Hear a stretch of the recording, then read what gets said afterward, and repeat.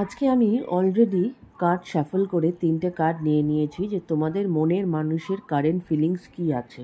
This is card number 1, this is card number 2, this is card number 3। তো তোমরা এবার choose করে নাও যে কে কোন কার্ডটা নিতে চাইছো। ঠিক আছে, যে কার্ডটা নিচ্ছ সেই কার্ডটা আমি যখন রিভিল করব তখন তোমরা দেখতেই পাবে যে তোমার মনের মানুষের এই মুহূর্তের কারেন্ট ফিলিংস কী আছে। তো আশা করি তোমরা অলরেডি চুজ করে নিয়েছো। This is card 1, this is card 2, this is card 3। তো চলো আমরা দেখে নিচ্ছি।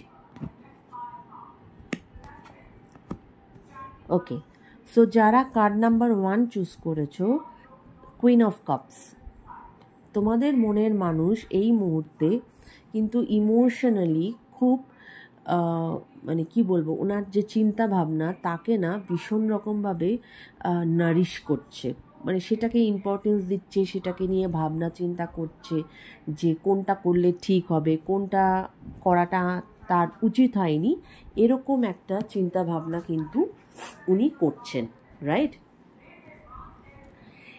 এবার কার্ড নাম্বার 2 যে চুজ করেছো, দ্যাট ইজ 2 অফ সোর্ডস, তোমার মনের মানুষ অবশ্যই কিন্তু এখানে দেখতেই পাচ্ছ যে তার চোখটা বাঁধা, তার লাইফে না কোনো অপশানস আছে এবং এই মুহূর্তে he or she is trying to choose between the two, যে কোন জিনিসটাকে অ্যাকসেপ্ট করলে আমার জন্য ঠিক হবে, কোন জিনিসটা অ্যাকসেপ্ট না করলে আমার লাইফটা মানে কি বলবো, মানে আমার জন্য ঠিক হবে না।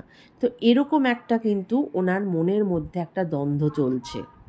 উনি কিন্তু এখনও প্রপার ডিসিশন নিয়ে উঠতে পারেননি। ওনার কোথাও না কোথাও কিন্তু একটা নিজের মনের সাথে ওনার নিজের একটা দ্বন্দ্ব চলছে যে কোনটা সিলেক্ট করলে, কোনটা চুজ করলে, because he or she has options in life. এবং যারা কার্ড নাম্বার 3 চুজ করেছো, that is queen of pentacles, হ্যাঁ, এই মুহূর্তে যারা তোমার মনের মানুষ কিন্তু এই মুহূর্তে তোমার মনের মানুষ যারা কার্ড নাম্বার 3 চুজ করেছো, তারা তোমার মনের মানুষ কিন্তু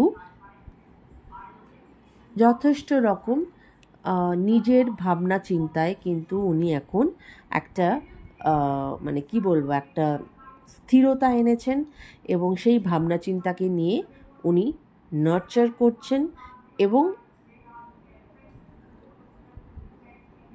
উনি এখন ডিসাইড করে নিয়েছেন যে উনি লাইফে কি করতে চান, রাইট, সেটা ডিসাইড করে নিয়েছেন এবং সেই ব্যাপারে উনি কিন্তু ক্লিয়ার যে উনি এখন তোমার দিকে যে এগোবেন সেই ব্যাপারে কিন্তু উনি ক্লিয়ার।